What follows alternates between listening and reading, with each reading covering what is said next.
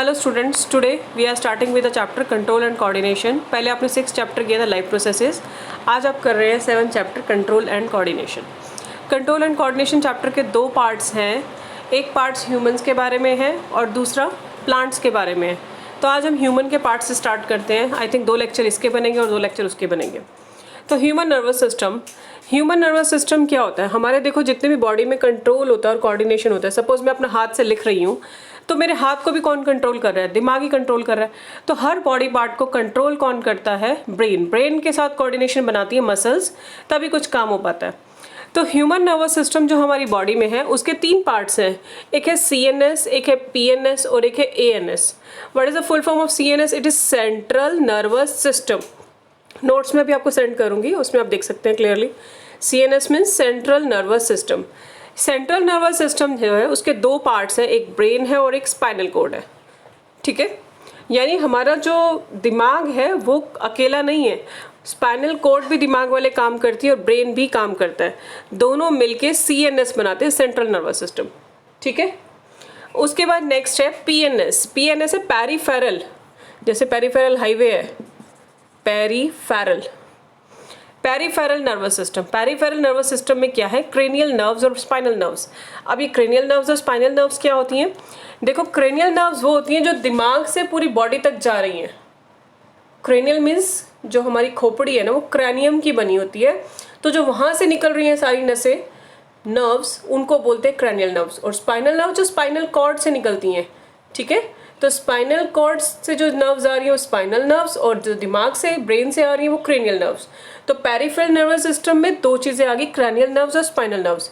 अब जो CNS था ये मेन थिंकिंग पार्ट था, सोचना, डिसीजन लेना, सारे CNS के काम थे।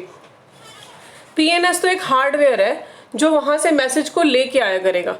जो भी ब्रेन ने कहा है मसल्स को बताएगा, तुमने हाथ उठाना है, पैर उठाना है, सोना है, खाना है, पीना है, तो वो सब पेरिफेरल करेगा। ठीक है, थर्ड पार्ट है ANS ऑटोनोमस नर्वस सिस्टम में क्या है? 2 चीज़ें हैं, सिंपैथेटिक और पैरासिम्पैथेटिक नर्व्स। इसकी एक्सप्लेनेशन आपकी बुक में नहीं है, आपकी बुक में सिर्फ ब्रेन और स्पाइनल कॉर्ड मेन है, बाकी नहीं है। तो ANS आप सीनियर क्लास में जब 11th 12th में होंगे, 12th में जब दोबारा ब्रेन को पढ़ोगे तो इसकी एक्सप्लेनेशन पढ़ोगे। तो फिलहाल आपने 2 पढ़ने हैं, कौन कौन से? CNS और PNS। अब आते हैं हम CNS पे। सबसे पहले CNS का एक पार्ट है ब्रेन और एक पार्ट है स्पाइनल कॉर्ड। अब आपने 9th क्लास में ये पढ़ा था, ये मैं डायग्राम देख के शायद तुम्हें कुछ याद आ रहा होगा। ये डायग्राम किसका है?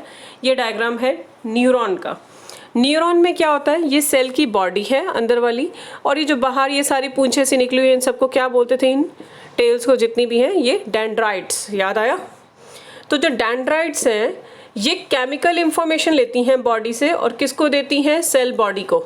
सेल बॉडी से वो इंफॉर्मेशन ट्रेवल होके एक्सन के थ्रू कहाँ जाती है? नर्व एंडिंग के पास। ये किसका डायग्राम है? न्यूरॉन का। तो ये था बेसिक इस चैप्टर का। अब मैं थोड़ा नोट्स में से आपको एक्सप्लेन करके बता रही हूँ हर चीज़। सबसे पहले डेफिनेशन है कोऑर्डिनेशन की। कोऑर्डिनेशन क्या होता है? Different organs work together. सभी ऑर्गन्स जो हैं इकट्ठे मिलके काम करते हैं। Different organs work together to form in an organism to carry out different functions. अलग अलग फंक्शंस करने के लिए सारे ऑर्गन्स मिलके काम करते हैं, इसको क्या बोलते हैं? कोऑर्डिनेशन। मतलब कि अगर आपने हाथ से खाना भी खाना है तो उसमें सिर्फ हाथ का रोल नहीं है, दिमाग का भी रोल है। दिमाग ही इंस्ट्रक्शंस देगा मसल्स को कि उसको क्या करना है। ठीक है, सेकेंड है आपका न्यूरॉन्स। न्यूरॉन्स मैंने भी आपको बोर्ड पे समझाया। न्यूरॉन्स क्या होता है? Animals nervous system consist of specialized nerve cells. Neuron को नर्व सेल भी बोलते हैं, नेम्ड एज न्यूरॉन।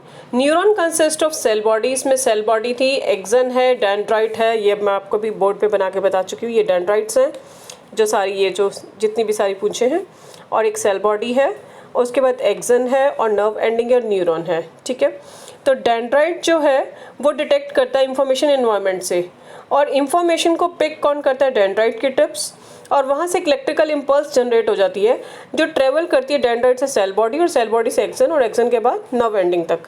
ठीक है, ये था न्यूरॉन।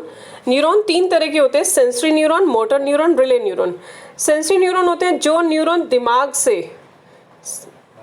यानी कि जो सेंसरी न्यूरॉन्स वो है, सॉरी, जो बॉडी से दिमाग तक मैसेज लेके जाते हैं। ठीक है, जैसे कुछ आपके हाथ पे सुई चुभ गई तो हाथ पे जो सुई चुभी है, हाथ का मैसेज ब्रेन तक जाएगा। तो ये कौन लेके गया? Sensory neuron. और मोटर न्यूरॉन वापसी में लेके आए कि दिमाग ने क्या इंस्ट्रक्शन दी आपको करने के लिए। और रिले न्यूरॉन दोनों के बीच में